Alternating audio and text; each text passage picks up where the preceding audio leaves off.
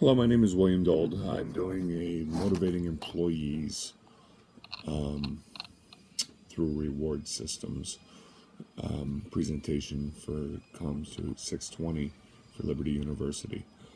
Imagine a new employee fresh out of college in the field in which they hope to study. The employee is excited that they're now doing what they'd always hoped. A paycheck is there, so now they're getting paid for their passion. The employee is motivated. They have not had to sacrifice time from home, work long hours, receive low raises, or any other disheartening factor that comes with longevity in a job. Now imagine the same employee 5 years later. They're still paying student loans, they have sacrificed family time for work time, they've received little to no recognition for the work they've done. Motivating employees is much more difficult. The secret to having happy employees is motivating employees. How does the employer motivate their employees? There's been research completed on how to find this out. Big corporations are looking for the answer, sort of little mom and pop outfits. Dr. Bedard compared motivating employees to the popular game Candy Crush Saga. She states it provides an early and progressively bigger successes, actively celebrates your victories, provides help if needed, and provides a vision for the future. These four specific accomplishments of the game make it more pleasant to play. A way that this can happen for an employee is to show appreciation for when they do well, even from the start. This will allow an employee to see that they're doing well, which will motivate them. Actively celebrating victories is likened to an employee recognition program. Employees recognized will have other employees see the hard work and try to be noticed as well. Employers with an open door policy are showing that they are readily available to help employees. And finally, a vision for the future is important.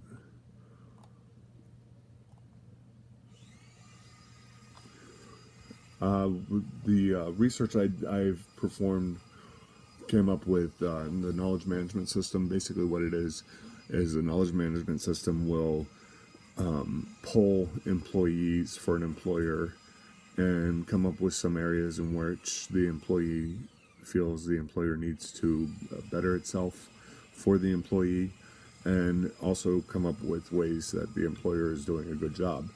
The good thing with the knowledge management system is it's anonymous, so the employee doesn't feel that they're going to have any kind of recourse for what they say.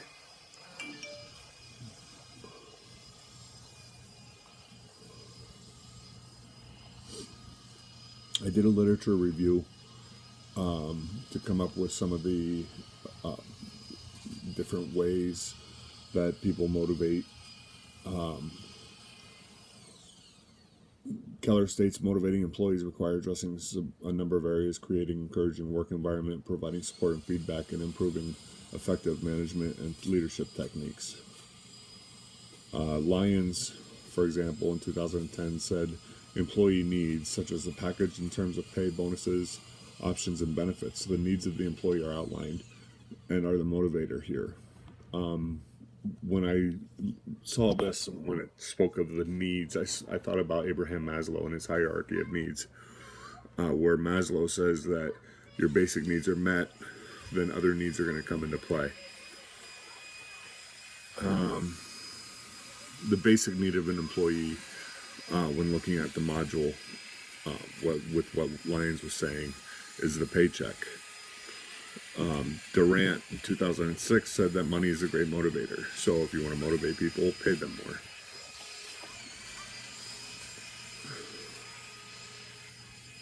more. Some of the frustrations for the employer, which can be a benefit for the employee, are certainly in this day and age, is social media. Websites like LinkedIn and Glassdoor allow for employees to see how much other people who do the same work are getting paid, and see what other companies are offering as far as benefits.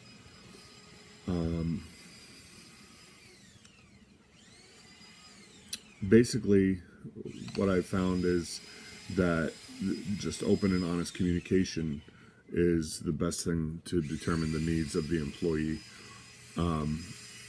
If you look at an employee, such as a union-based employee. I worked for the Pennsylvania Department of Corrections as a corrections officer. Every 3 to 4 years, a new contract would come up for agreement.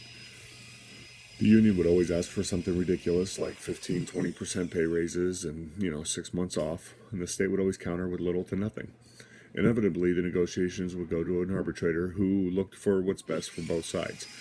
It would take the needs of the employee and the needs of the employer and try to match them. Currently, I work for Walmart, the world's largest employer.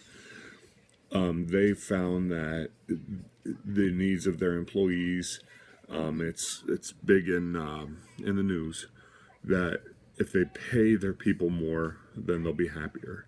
So what Walmart did in April was they came out with a whole new set of wage standards to where they raised the minimum wage that they would be paying people, and they gave everybody a raise on top of it.